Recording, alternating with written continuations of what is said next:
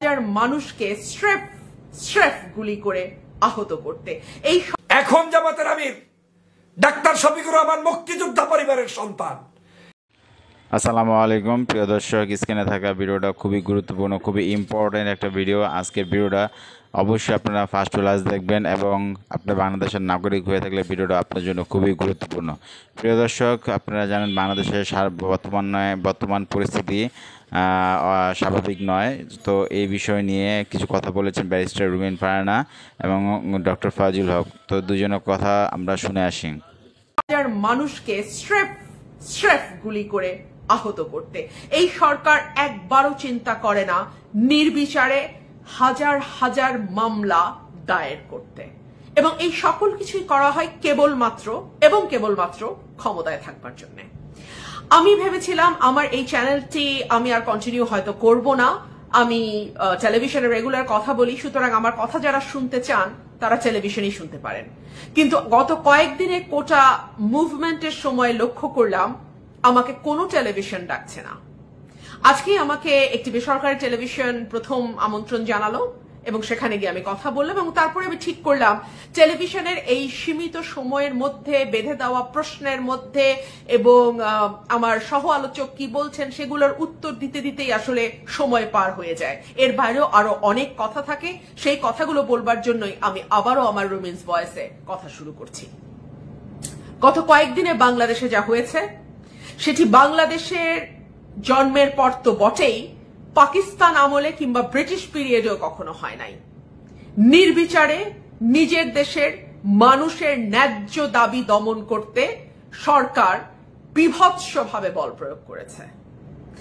এখন এই ঘটনাগুলো আপনারা কম বেশি সকলেই জানেন, আমি সেগুলোর আর পুনরাবৃত্তি করব না। 200-র উপরে মানুষ মারা গেছে, প্রায় 10,000-এর উপরে মামলা অলরেডি দায়ের হয়েছে, কয়েক হাজার মানুষকে গ্রেপ্তার করে ফেলা হয়েছে, কয়েক হাজার মানুষ আহত হয়েছে, প্রায় 1000 খানেক মানুষ চোখে গুলি খেয়ে অন্ধ হয়ে গেছেন এবং কয়েক হাজার মানুষ পঙ্গু হয়েছে।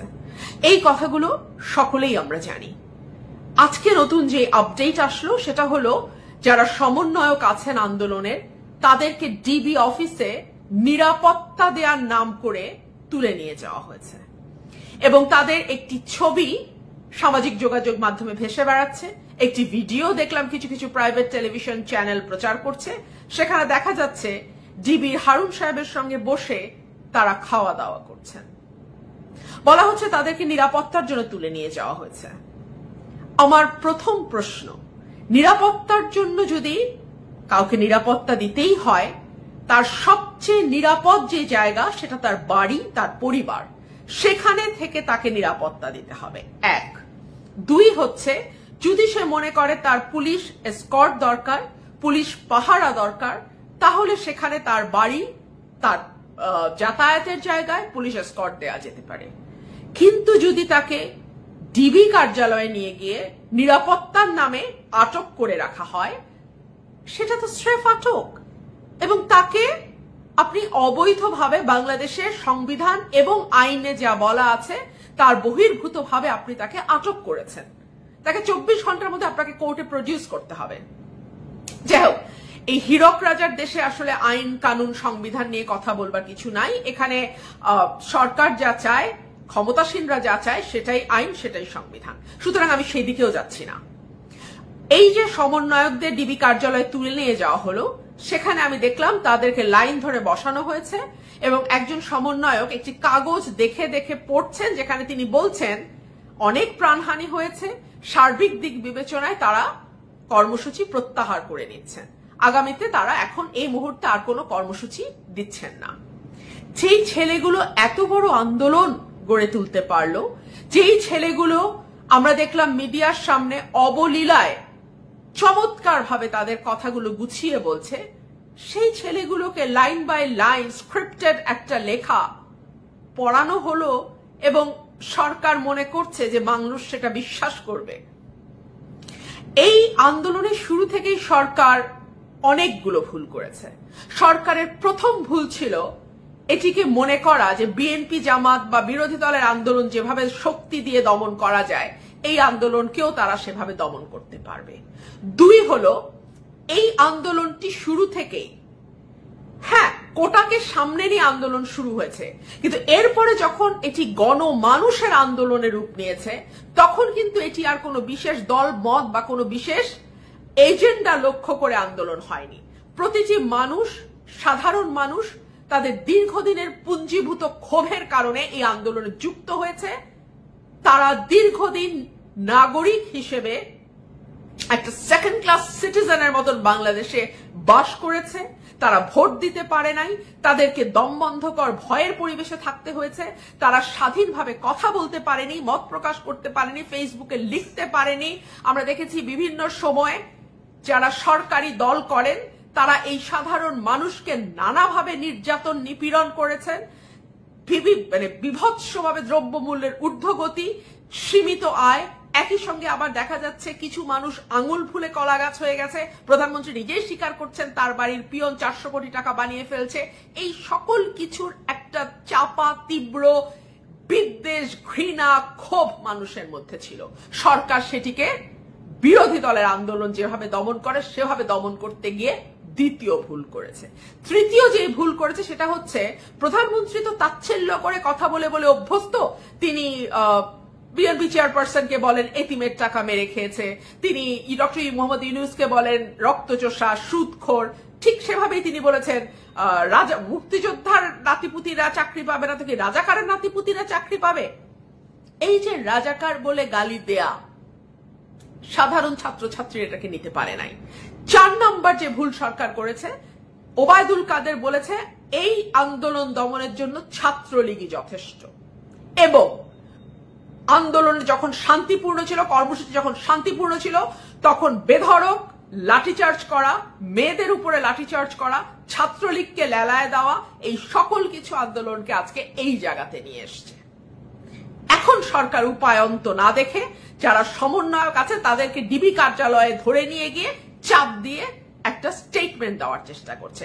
আরেকটা ভুল যেটা সরকার করছে, বারবার বলছে জামাত বিএনপি এই আন্দোলনের ঘাড়ে ভর করে নাশকতা করছে, তারা সরকার পতনের আন্দোলনের দিকে যাচ্ছে।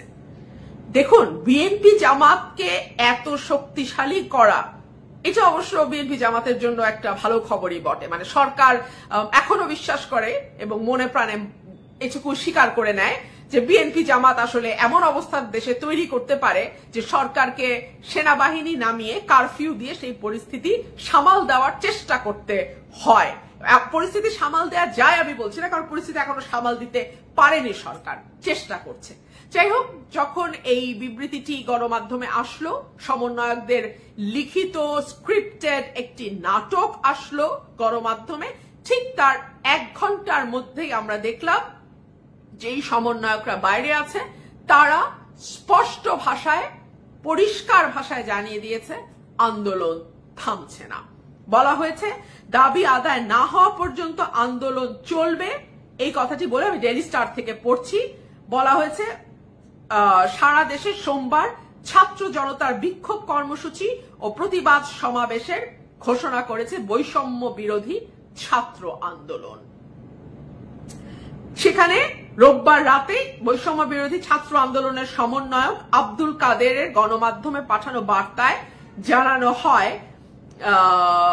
সরকারের নিরাপত্তা বাহিনীর গুলিতে ও ছাত্রলীগের আক্রমণে নিহত শত শত শহীদের আত্মত্যাগ তিরস্কার করে ডিবি কার্যালয়ে বন্দুকের নলের মুখে জিম্মি করে সমন্বয়কদের মাধ্যমে জোরপূর্বক স্ক্রিপ্টেড বিবৃতি আদায়ের তীব্র নিন্দা এবং প্রতিবাদ জানাই। আমাদের দাবি আদায়ে আমরা অবিচল ছিলাম, আছি এবং থাকব। প্রিয় দেশবাসী ও ছাত্র সমাজ, বিগত কয়েকদিন যাবৎ গণহত্যা, গণগ্রেপ্তারের পর সরকার এখন এক নতুন নাটক তৈরি করেছে। বৈষম্য বিরোধী ছাত্র আন্দোলনের সমন্বয়কদের তুলে নিয়ে জিবি কার্যালয়ে জিম্মি করে অস্ত্রের মুখে স্ক্রিপ্টেড বিবৃতি দিয়ে ছাত্র সমাজের দাবিগুলোর প্রতি সরকার চরম ধৃষ্টতা প্রদর্শন করেছে। আমি সরকারের ভুলগুলো নিয়ে বলছিলাম না, এই যে সমন্বয়কদের তুলে নিয়ে যাওয়া, তাদেরকে দিয়ে স্ক্রিপ্টেড কথা পড়ানো, মিথ্যা বয়ান তাদেরকে জোর করে দেয়া, এই সকল কিছুই সরকারের ভুলকে আরো বড় ভুলের দিকে নিয়ে যাচ্ছে এবং সরকারের নিজের পতন নিজে ত্বরান্বিত করছে। আমরা ইতিমধ্যে দেখেছি সমন্বয়কদেরকে কিভাবে এর আগে তুলে নিয়ে গিয়ে টর্চার করা হয়েছে। আমরা দেখেছি নাহিদ ইসলাম, তিনি নিজেও বয়ান দিয়েছেন, আমরা তার হাত পায়ের ছবি দেখেছি, তাকে কিভাবে পেটানো হয়েছে। আমরা ভিপি নূরকে দেখেছি রিমান্ডে নেওয়ার নামে ভিপি নূরকে কি বিভৎস নির্যাতন করা হয়েছে। এই ছবিগুলো, এই ভিডিওগুলো মানুষের মাথায় কিন্তু গেঁথে গেছে। হাইকোর্ট যতই নির্দেশ দেখ বিটিআরসি কে ভিডিও সরিয়ে ফেলার জন্য, মানুষের মগজে যেই ভিডিও বা যেই ছবির বার্তা গেছে সেটাকে আসলে হাইকোর্ট বা অন্য কোনো কোর্ট নির্দেশ দিয়ে কিভাবে সরাবে আমি জানি না। এই বিবৃতিতে আরো বলছে, শুধু তাই নয়, সারা দেশের রাষ্ট্রীয় বাহিনী ও ছাত্রলীগ সন্ত্রাসীদের হাতে নিহত শহীদদের পরিবারকে হুমকি ধামকি ভয়ভীতি দেখিয়ে আর্মড ফোর্সকে ব্যবহার করে ঢাকায় এনে সরকার তাদের থেকে মিথ্যা জবানবন্দি নেয়া ও সমস্ত দায় আন্দোলনকারীদের উপর চাপিয়ে শহীদের রক্তের সঙ্গে তামাশা করছে। আমরা দ্ব্যর্থহীন ভাষায় বলতে চাই, জীবনের শেষ নিঃশ্বাস পর্যন্ত ছাত্র সমাজ শহীদের রক্তের সঙ্গে বেইমানি করতে পারে না। বার্তায় আরো বলা হয়, দেশে কোটা সংস্কার আন্দোলনকে কেন্দ্র করে সরকার সাধারণ শিক্ষার্থীদের উপর নির্যাতনের স্টিম রোলার চালিয়ে যাচ্ছে। ব্যাপক হত্যাযজ্ঞের পর সরকার সারা দেশে রেড করে গণগ্রেপ্তার করছে। হাজার হাজার মামলা গ্রেপ্তার হচ্ছে। জানালার পাশে পড়ার সময় কোমলমতি শিশু সামিরকে হেলিকপ্টার থেকে গুলি করে হত্যা করা হয়েছে। প্রাইভেট বিশ্ববিদ্যালয়ের শিক্ষার্থীদের ওপর স্মরণকালের সবচেয়ে বড় বর্বরচিত হামলা চালানো হয়েছে। এমনকি স্কুল ও কলেজের কোমলমতি শিক্ষার্থীদের উপর নেক্কারজনক হামলা চালিয়ে অসংখ্য শিক্ষার্থীকে আহত, শহীদ করা হয়েছে। এই অবস্থায় আমরা কঠোর ভাষায় বলতে চাই, আমাদের দাবি আদায় না হওয়ার পূর্ব পর্যন্ত এই আন্দোলন চলবে। আরেকটি কথা বলি, বিভিন্ন এলাকায় এলাকায় এখন রেড চলছে, ব্লক রেড চলছে। সেই যে জায়গায় রেড দেওয়া হচ্ছে সেই এলাকায় আইন শৃঙ্খলা রক্ষাকারী বাহিনীর গাড়ি যাচ্ছে, স্ট্রিট লাইট বা রাস্তার বাতিগুলো নিভিয়ে দেওয়া হচ্ছে। যেই বাসায় অভিযান চালানো হবে তা সেই বাসার ইন্টারনেট কানেকশন বন্ধ করে দেওয়া হচ্ছে। এবং ঠিক 25শে মার্চ রাতে পাক হানাদার যেভাবে ঘরে ঘরে ঢুকে বাঙালি হত্যা করেছে, এই দেশের মানুষকে হত্যা করেছে, সেই একই কায়দায় আওয়ামী লীগ সরকার নিজের দেশের মানুষের বুকে গুলি চালাচ্ছে, গণগ্রেপ্তার করছে এবং চাচ্ছে তাই ভাবে তাচ্ছিল্য করে ছাত্রলীগ লেলিয়ে দিয়ে সাথে পুলিশ দিয়ে এবং বিজিবি নামিয়ে মনে করছে আন্দোলনকে স্তব্ধ করে দেয়া যাবে। এই যে ধরনের সরকার বাংলাদেশে গত কয়েক বছর ধরে আছে, তারা ক্ষমতায় থাকবার জন্য সবসময় বল প্রয়োগ বা শক্তি প্রয়োগকে মূল অস্ত্র হিসেবে ব্যবহার করে। তারা কখনো আলাপ আলোচনা বা সমাধানের দিকে যেতে চায় না। তারা মনে করে বল প্রয়োগ করে যে কোনো সমস্যার বা যে কোনো প্রতিবাদ স্তব্ধ করে দেয়া যায়। এইবার সরকারের হিসাবে ভুল হয়েছে। এর আগে যে আন্দোলনগুলো, দলীয় আন্দোলন যেগুলো ছিল, সেগুলোতে সাধারণ বা গণমানুষের সম্পৃক্ততা আজকের মতন তৈরি হয় নাই। সুতরাং সেগুলোকে তারা যেভাবে দমন করতে পেরেছে, এই আন্দোলনকে সেভাবে দমন করার পুরো স্ট্র্যাটেজিটাই ভুল এবং এই স্ট্র্যাটেজি সরকারের নিজের পতন নিজেই ডেকে আনবে। এখন জামাতের আমির ডাক্তার শফিকুর রহমান মুক্তিযোদ্ধা পরিবারের সন্তান। এখন জামাতের যারা নেতৃত্ব দিচ্ছে প্রত্যেকে বাংলাদেশের মুক্তিযুদ্ধে পরিবারের সন্তান। তারা বাংলাদেশের মুক্তিযোদ্ধা, বর্তমান প্রজন্মের নেতা, জাতীয় বীর, বর্তমান মানুষের কাছে হৃদয়ের স্পন্দন। এই মানুষগুলোকে তুমি নিষিদ্ধ করবা? জামাত শিবিরের ছেলেদেরকে নিয়ে সাবধানে কথা বলবেন। এই জামাত শিবির করে গিয়েছেন বাংলাদেশের শ্রেষ্ঠতম ব্যক্তিরা। আপনারা নিশ্চয়ই জানেন, ভাষা সৈনিক অধ্যাপক গোলাম আজম, তিনি জামাত ইসলাম করেছেন। এই দলটি করেছেন আল্লামা দেলোয়ার হোসেন সাঈদী, যিনি বাংলাদেশের সমগ্র মানুষের কাছে হৃদয়ের স্পন্দন, সম্মানিত মানুষ। মাওলানা মতিউর রহমান নিজামীর মতো ব্যক্তিত্ববান মানুষরা এই দল করেছে। জামাত শিবিরে দেশে কোনো মানুষের ক্ষতি করে নাই। জামাত শিবির স্বাধীনতার সপক্ষের একটি শক্তি। বাংলাদেশের বর্তমান প্রজন্মে যদি কাউকে মুক্তিযুদ্ধের সার্টিফিকেট দিতে হয় তাহলে শিবিরের ছেলেদেরকে বেছে বেছে দাও, কারণ ওরা দেশ রক্ষা করবে, ওরা বর্ডার পাহারা দিয়ে রাখবে, কিন্তু তোমার এই বিজিবি সময় মতো রাখবে না, তোমার এই বাহিনীগুলো রাখবে না, কারণ এগুলো ইতিমধ্যে ধ্বংসের দ্বার প্রান্তে পৌঁছে গিয়েছে, দালালে রূপান্তরিত হয়েছে। তার চাইতে শিবিরের এক একটা সাথী সদস্যকে পারলে বর্ডারে দাঁড় করিয়ে দাও, বুক পেতে দিয়ে তারা প্রমাণ করবে দেশপ্রেমিক কাহাকে বলে। 14 দল নাকি জামাতে ইসলামকে নিষিদ্ধ করবে, ব্যাপারটা শুনতে কেমন লাগছে না? যে 14 দল মানে 14টা মুরগির ঠ্যাং মিলে যে দল, সেটার নাম 14 দল। হাসানুল হক একটা মানুষ, ডিমবাজা একটা শালুন, কথা বুঝতে পেরেছেন? এই রাশেদ খান মেনন একজন মানুষ, ডিমবাজা একটা শালুন, এরা মিলে সিদ্ধান্ত নিছে যে বাংলাদেশের 14 দল আমরা জামাত শিবিরকে নিষিদ্ধ ঘোষণা করলাম। যারা নিজেরা একটা চকিদার হইতে অন্ততপক্ষে তাতেও সমর্থন লাগে, একটা মেম্বার হইতে গেলে মানে কোন রকম মেম্বার প্রার্থী হইলে স্বামী স্ত্রীর ভোট যেই দলে পায় না। বাংলাদেশের আমি বললাম আওয়ামী লীগ ছাড়া এই 14 দলের আর একটা দলের নাম বলেন, যেই দলের নামটা একটু শুদ্ধ সুন্দরভাবে উচ্চারণ করলে পাবলিক চেনে, এরকম একটা দলের নাম বলেন। এই 14 দল মিলে সিদ্ধান্ত জানাইছে, আবার যৌথ উদ্যোগে সিদ্ধান্ত। ওরে বাপরে বাপ, তারা এই দেশে জামাত ইসলাম থাকতে দেবে না। জামাত কি তোর দাদার টাকায় চলে? এই টাউটের বাচ্চারা, জামাত কি তোর বাবার টাকায় চলে? জামাত শিবির কি তোর কাছ থেকে জন্ম হয়েছে, না তুই জন্ম হয়েছিস জামাত শিবিরের দেশে? জামাত শিবির নিয়ে কথা বলবি না। একবার রাজাকার নিয়ে কথা বলে দেখেছিস? রোকেয়া হাল থেকে শুরু করে সমগ্র জায়গায় কিভাবে মানুষ বের হয়ে পড়েছে। তোদের এই সকল ধর্ম ব্যবসা, চেতনা ব্যবসা জনগণ একদম কায়দা মতো ঢুকিয়ে দিয়েছে, দেখিয়ে দিয়েছে। ধান্দাবাজি বন্ধ করো।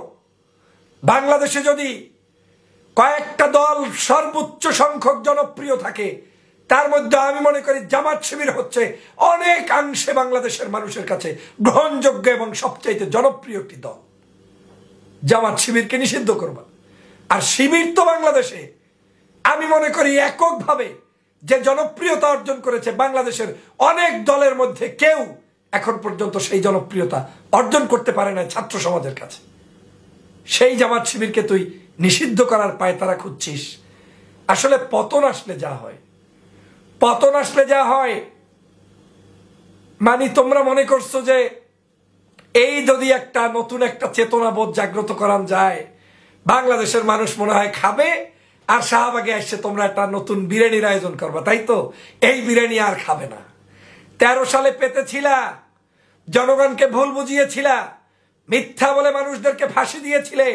সমগ্র মানুষদেরকে ফাঁসি দেওয়ার পরেও নিজামী, সাইদি, কাদের মোল্লা, আপনার কি বলে সেক্রেটারি জেনারেল আলী হাসান মুজাহিদ, মীর কাসেম আলী, এদের কাউকে ফাঁসি দেওয়ার পরে এখন পর্যন্ত বাংলাদেশ থেকে একটা মানুষ জামাত শিবির থেকে বের হয়ে যায় নাই। বরং আমার জানা মতে জামাত শিবিরের কর্মী, জামাত শিবিরের তাদের মানে সমর্থক আরো দিন দিন বৃদ্ধি পেয়েছে। তাহলে সেই দলটাকে তুই নিষিদ্ধ করবি? লজ্জা করা উচিত তোদের। জামাত শিবিরের প্রতিষ্ঠিত ইসলামী ব্যাংক দখল করে হাজার হাজার কোটি টাকা লোপাট করছিস। 30,000 40,000 কোটি টাকা একটা এসালাম গ্রুপ শুধু এখান থেকে লোন নিয়ে শেষ করে দিয়েছিস। শিবিরের ব্যাংকে চাকরি করতে লজ্জা করে না? জামাত শিবিরের ব্যাংকে দখল দিতে লজ্জা করে না বেহায়ার দল? ইসলামী বিশ্ববিদ্যালয় চট্টগ্রাম দখল দিয়ে বসে আছে। বাপরে বাপ, মনে হয় যেন ওর বাজানে তৈরি করে দিয়েছে। বিশ্ববিদ্যালয়ের প্রত্যেকটা রগে রগে জামাত শিবিরের অবদান। বাংলাদেশের অগণিত মেডিকেল, হসপিটাল, শিক্ষা প্রতিষ্ঠান, বিভিন্ন ধরনের প্রতিষ্ঠান তৈরি করেছে এই জামাত শিবির, এবং এই প্রতিষ্ঠানগুলোতেই মানুষ এখনো নিরাপদ মনে করে। মানুষ এখনো মনে করে এই প্রতিষ্ঠানগুলো সবচেয়ে স্বচ্ছ, জবাবদিহিমূলক এবং মানুষের কাছে গ্রহণযোগ্য। আজকে সবগুলো দখল দিয়ে তারপরে জামাত শিবিরের খাবার খেয়ে জামাত শিবির নিষিদ্ধ করবা। লজ্জা করে না যখন বঙ্গবন্ধুর জন্মদিন পালন করতে গিয়ে জামাত শিবিরের সমগ্র বিশ্ববিদ্যালয়ের বিভিন্ন জায়গার টাকা পয়সা নিয়ে তোমরা তোমাদের উৎসব পালন করো, ইসলামী ব্যাংক থেকে টাকাগুলো সব কেড়ে নিয়ে তোমরা তোমাদের উৎসব পালন করো, লজ্জা করে না? তখন মনে হয় না যে রাজাকারের টাকা দিয়ে কেমনে এইসব অনুষ্ঠান করি? লজ্জা থাকলে না করবে, লজ্জাই যাদের নাই। 14-15টা মুরগির বাচ্চা এরা এসে বলে জামাত শিবির নিষিদ্ধ করবে। তুই নিষিদ্ধ করলেই বা কি আর না করলেই বা কি? জামাত যেমন ছিল তেমনই আছে, শিবির যেমন ছিল তেমনই আছে, তেমনই থাকবে। এটা কোনোদিন তুমি যত এটার উপরে বাড়ি দেবা, তত বাংলাদেশের এই 100 মাইল মাটির নিচ থেকে উঠে এসে জামাত শিবির তোমাদেরকে তাকবীরের ধ্বনি দিয়ে তোদেরকে বের করে দিবে। একটা ধ্বনি উচ্চারণ করবে, ওই ধ্বনিতে তোরা পালাবি। কতগুলো নষ্ট ভ্রষ্টা, যাদের সমাজে বিন্দুমাত্র মূল্য নেই, এতটুকু বিবেক নাই যে এই সমাজের এখন নায়ক নায়িকা, গায়ক গায়িকা, শিক্ষক সুধী, ছাত্র, কৃষক, শ্রমিক, জনতা কেউ তোদেরকে পছন্দ করে না। এই শেখ হাসিনার পতন থেকে মুক্তি চায়, তাদেরকে কোনো মতে দেশ থেকে বের করে দিতে পারলে খুশি হয়। জনগণ চায় যে এদেশের একটি সুন্দর সুষ্ঠু নির্বাচিত সরকার থাকুক। আর সেই সময় তুই বলছিস জামাত শিবির নিষিদ্ধ করতাম। মানে যা ঘটে, এই দেশে কোনো ভালো কাজ করলেও জামাতের দোষ, খারাপ কাজ হইলেও জামাতের দোষ, কোনো কিছু গ্যাঞ্জাম হইলেও জামাতের দোষ, মেট্রো রেলে আগুন লাগছে জামাতের দোষ। আর আজকের প্রমাণ হইল, কি বলে দামির নাকি একটা নিউজ এজেন্সি বলেছে ইতিমধ্যে, যে এই মেট্রো রেলে আগুন দিয়েছে বাংলাদেশের বাস মালিক সমিতি। কেন? যাতে তাদের বাসে মানুষ বেশি চড়ে। আর আমি তো এর আগে বহুবার বলে দিয়েছি যে বাংলাদেশের যতগুলো জায়গায় আগুন দিয়েছে সব আগুন আওয়ামী লীগ পরিকল্পিতভাবে দিয়েছে। এটার প্রমাণ হচ্ছে আওয়ামী লীগের এই তথ্য প্রতিমন্ত্রী যখন বিটিভির ভাঙ্গাচুরা ভবনের মধ্যে আপনার কি বলে লাইভ শো করে জনগণকে আকৃষ্ট করার জন্য, শেখ হাসিনা দেখতে যায়, তারপরে সেনাবাহিনীর প্রধান দেখতে যায়, রাষ্ট্রের সবাই দেখতে যায়, বিদেশি রাষ্ট্রদূত দেখতে যায়, তখনই তো প্রমাণ হয়েছে এটা তুমি ইন্টেনশনালি করেছো, স্পেশালি তুমি অর্ডার করে করেছো। কারণ এই যে হাজার হাজার মানুষ মেরেছ, তার জবাব দিবা কোথায়? সেই কারণে এগুলোকে তোমরা পুড়িয়ে মানুষের নজর ভিন্ন দিকে ধাবিত করেছ। এই মিথ্যার রাজনীতি বাংলার জনগণ জানে। জামাত শিবির রাজপথে এই সব টায়ার পোড়ানোর রাজনীতি করে না, গাড়ি পোড়ানোর রাজনীতি করে না, বিল্ডিং পোড়ানোর রাজনীতি করে না। তারা মানুষের হৃদয়ের ভিতরে ঢুকে গিয়ে তারপরে তাদেরকে এমন ভাবে তৈরি করে যারা বিশ্বের মধ্যে, দেশের মধ্যে, দেশের বাহিরে প্রত্যেকটি জায়গায় তাদের আদর্শিক বিজয় অর্জন হচ্ছে। এটা হচ্ছে জামাত শিবিরের কাজ। গলা কাটার রাজনীতি, রক কাটার রাজনীতি, সন্ত্রাসী, ধর্ষণ, চাঁদাবাজ, লুটতারাজ, এগুলো হচ্ছে আওয়ামী লীগ, ছাত্রলীগ, যুবলীগের কাজ। আর সে কারণেই তো রোকেয়া হল থেকে, ঢাকা বিশ্ববিদ্যালয় থেকে, বিভিন্ন জায়গা থেকে ঘাড় ধাক্কা মেরে মেরে ছাত্রলীগকে বের করে দিয়েছে। লজ্জা হওয়া উচিত। সেম সেম তোদেরকে ঠিক জানাই। থু থু, ছাত্রলীগের বাচ্চারা 14 দল মিলে আসছে আবার জামাত শিবির নিষিদ্ধ করতে। মানে নিষিদ্ধ করার আর জিনিস পায় না। নারীবাজ, ধর্ষণবাদ, চাঁদাবাজ, সন্ত্রাস, তারা আসছে একটি আদর্শ রাজনীতি নিষিদ্ধ করতে। আমি মনে করি এই নিষিদ্ধের নাম নেয়া মানে সমগ্র বাংলাদেশের প্রত্যেকটি ঘরে ঘরে জামাত শিবিরকে পৌঁছে দেওয়ার ব্যবস্থা করা হয়েছে। কারণ বাংলাদেশের মানুষ জামাত শিবিরকে আরো গবেষণা করে গ্রহণ করার সুযোগ পাবে। শয়তানির একটা সীমা থাকা দরকার। জামাত শিবির দেশে কোনো মানুষের ক্ষতি করে নাই। জামাত শিবির স্বাধীনতার সপক্ষের একটি শক্তি। বাংলাদেশের বর্তমান প্রজন্মে যদি কাউকে মুক্তিযুদ্ধের সার্টিফিকেট দিতে হয় তাহলে শিবিরের ছেলেদেরকে বেছে বেছে দাও।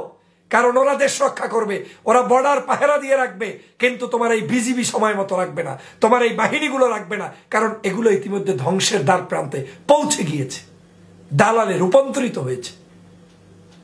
তার চাইতে শিবিরের এক একটা সাথী সদস্যকে পারলে বর্ডারে দাঁড় করিয়ে দাও, বুক পেতে দিয়ে তারা প্রমাণ করবে দেশপ্রেমিক কাহাকে বলে। তারে নিষিদ্ধ করো। হ্যাঁ, গুন্ডা বেরার জায়গা পাও না। এদেশের প্রত্যেকটি পরতে পরতে, ব্যবসা বাণিজ্যে, স্কুল কলেজ মাদ্রাসা, সমগ্র জায়গায় সে যে হোক না কেন, সব জায়গায় জামাত শিবির ঢুইকা বইসে আছে। অতএব আওয়ামী লীগের এই স্বপ্ন সাদ বাংলাদেশে পূরণ হবে না। বরং আমি মনে করি জামাত শিবির নিষিদ্ধের এই সূচনা করার মধ্য দিয়ে একটি জামাত শিবিরের মাধ্যমে বাংলাদেশে কোনো একটি মহা বিপ্লব সংগঠিত হবে বলে আমি বিশ্বাস করি। সেই বিপ্লবের জোয়ারে এই আওয়ামী লীগের মানে আওয়ামী লীগ ভেসে যাবে। 14 দল তো আর ভাষার কিছু নেই, ও তো ভাসবে কি, ও তো মুরগির ঠ্যাং।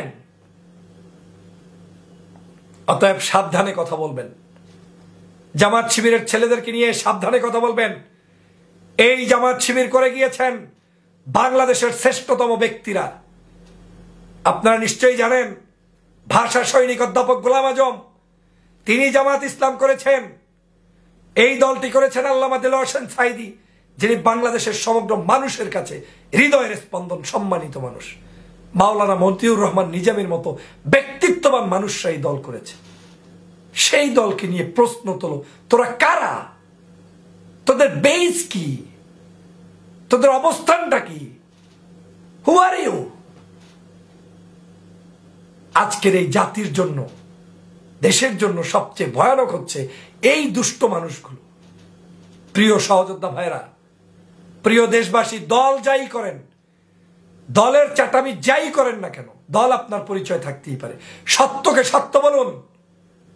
জামাত শিবিরের দুর্দিনে যদি জামাত শিবিরের পক্ষে স্টেটমেন্ট দিতে না পারেন, বুঝতে হবে আপনি একজন টাটকা মুনাফিক। এই জামাত শিবির বহুবার তাদের উপরে জুলুম নির্যাতন করেছে। এই জামাত শিবির বাংলাদেশ থেকে কেউ তাড়াতে পারে না। আর শিবিরকে তাড়াবে কি? শিবিরের তো কোরবানি যা দেয়ার শেষ, আর দিবে কি? একটা দলের সর্বোচ্চ আমির থেকে শুরু করে, সেক্রেটারি থেকে শুরু করে, যারা শুধু ধর্মের স্বার্থে, ইসলামের স্বার্থে, দেশের স্বার্থে গলায় রশি পরে বিদায় নিয়ে চলে গিয়েছেন, তোদের মতো তো কারো কাছে ভিক্ষা চায় না প্রাণ। তো তাদের আর হারাবি কোত্থেকে? আর হারানোর কি আছে? এখন জামাতের আমির ডাক্তার শফিকুর রহমান মুক্তিযোদ্ধা পরিবারের সন্তান। এখন জামাতের যারা নেতৃত্ব দিচ্ছে প্রত্যেকে বাংলাদেশের মুক্তিযুদ্ধে পরিবারের সন্তান। তারা বাংলাদেশের মুক্তিযোদ্ধা, বর্তমান প্রজন্মের নেতা, জাতীয় বীর, বর্তমান মানুষের কাছে হৃদয়ের স্পন্দন। এই মানুষগুলোকে তুমি নিষিদ্ধ করবা? ওইসব এখন আর জনগণ খায় না। বরং আমি মনে করি সরকারি পৃষ্ঠপোষকতায় জামাত শিবিরের বইপত্র সারা বাংলাদেশের সমগ্র রাজনৈতিক দলের নেতাকর্মীর গবেষণা করা উচিত, পড়া উচিত, যে কিভাবে তারা ডিসিপ্লিন শেখে, কেন তারা এত ডেডিকেটেড, কেন এত জুলুমের পরেও তারা শাহাদাতকে বরণ করে নেয়, কেন তাদেরকে হুকুম দিলে তারপরেও দিনের পক্ষে থাকে, অবিচল থাকে, কেন তারা শত শত এত বড় বড় প্রপোজাল থাকতেও তারা দেশদ্রোহিতা করে না। এগুলা জানার জন্য শিবির নিয়ে গবেষণা করা উচিত, গবেষণা সেল বের করা উচিত। রাজনীতি করলেই ভালো রাজনীতির প্রশংসা করতে জানাটাই একজন সঠিক রাজনীতিবিদের কাজ। আমি বাংলাদেশ জাতীয়তাবাদী দল করি, কিন্তু আমি এতটুকু কুণ্ঠাবোধ করে কারো সত্য গোপন রাখার পক্ষের লোক নই। আমি মনে করি সত্য প্রকাশ করার মধ্যেই রাজনৈতিক শিষ্টাচার এবং আদর্শ নিহিত রয়েছে। আমার বিশ্বাস জামাত শিবির বাংলাদেশে প্রজ্বলিত হবে, দাউ দাউ করে জ্বলে উঠবে সমগ্র মানুষের হৃদয়ের ভিতরে, ইমানের ভিতরে, এবং দেশের মানুষের কল্যাণের জন্য এই সংগঠনটি কিয়ামত পর্যন্ত বেঁচে থাকবে। অতএব এই 14 দলের ষড়যন্ত্র ধূলিসাৎ হয়ে যাবে। দর্শক, স্ক্রিনে থাকা ভিডিওটা ইতিমধ্যে আপনারা দেখতে পেরেছেন। ভিডিওটা খুবই গুরুত্বপূর্ণ, ইম্পর্টেন্ট ছিল। ভিডিওটা অবশ্যই আপনারা শেয়ার করে দেবেন। আপডেট ভিডিও পেতে চাইলে 9-10 মিনিটের চোখ রাখবেন। ভালো থাকবেন, সুস্থ থাকবেন। এই বলে এখান থেকে বিদায় নিয়ে নিচ্ছি। আল্লাহ হাফেজ।